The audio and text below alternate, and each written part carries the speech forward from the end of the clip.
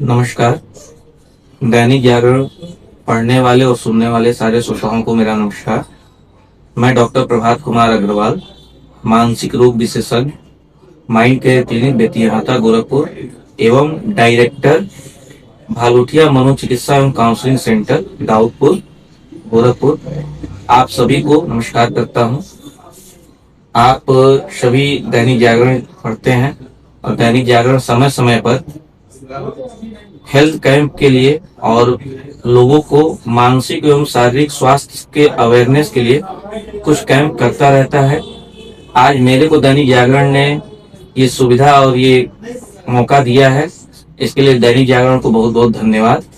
मैं दैनिक जागरण की ओर से आप लोग को कम से कम ये बता पाऊंगा कि कुछ बीमारियां जो मानसिक रूप से डिस्टर्ब करती हैं, जो आपके दैनिक दिनचर्या को ठीक रखने के लिए बहुत जरूरी है ताकि आप मानसिक रूप से स्वस्थ रहें, तो मैं आज बताने जा रहा हूँ।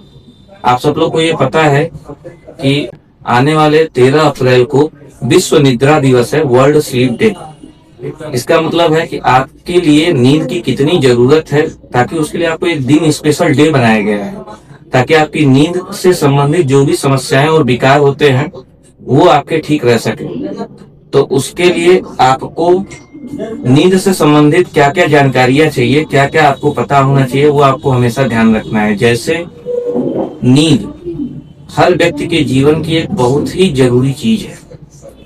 6 से 8 घंटा हर व्यक्ति को अपने जीवन में प्रत्येक दिन में सोना चाहिए। अनिद्रा की बीमारी हो सकती है, आपको नींद कम आ रही हो, ठीक है। जैसे ये बीमारी हो सकती है कि आपको नींद में बहुत सारे सपने आते हो, डरावने सपने आते हैं, इसका मतलब आपको रात में नींद की साइकिल जो है डिस्टर्ब है। कभी कभी ऐसा होता है कि आपको खर्राटे बहुत ज्यादा आते हैं, इसका मतलब नींद में आपके ऑक्सीजन की कमी हो रही है, आपको स्लीप एपनिया के आप शिकार हो रहे हैं। तो ये सारी समस्याएं होती हैं। नींद से संबंधित विकार क्या क्या होते हैं? नींद से संबंधित विकार में जैसे आता है डिप्रेशन, अवसाद, एंजाइटी, घबराहट, बेचैनी, उलझन, ये सब होते हैं जिसमें आपको नींद की साइकिल बीच बीच में डिस्टर्ब रहती है, टूट जाती है, या टूटने के बाद फिर नींद जल्दी नहीं आती है। एक होता है कि अगर आपको नींद जो है बहुत कम आ रही है, 1 ही 2 घंटे में आपको लगता है बहुत ज्यादा सो लिए हैं, तो आप मैनिया के शिकार हो सकते हैं, सिजोफ्रेनिया के भी शिकार हो सकते हैं। तो इससे मानसिक बीमारियां भी साथ साथ में जुड़ी रहती हैं, ठीक है। नींद को ठीक करने के लिए आपको क्या करना चाहिए? नींद को ठीक करने के लिए आपको एक प्रॉपर स्लीप लेना चाहिए। रात को आपको कभी मोबाइल नहीं देखना है। अगर आपका सोने का रूटीन 10 बजे है, तो जब भी आप सोने जाते हैं उसके 2 घंटे पहले से आपको मोबाइल नहीं देखना होता है। आप 8 बजे बाद मोबाइल देखना बंद कर दीजिए। रात में अपने अगर बाथ ले सकते हैं, एक वार्म शावर लेते हैं, तो उससे नींद बहुत अच्छी आती है।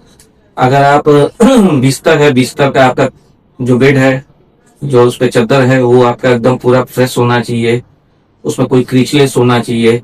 इसके अलावा आपके कमरे की लाइट डिम होनी चाहिए।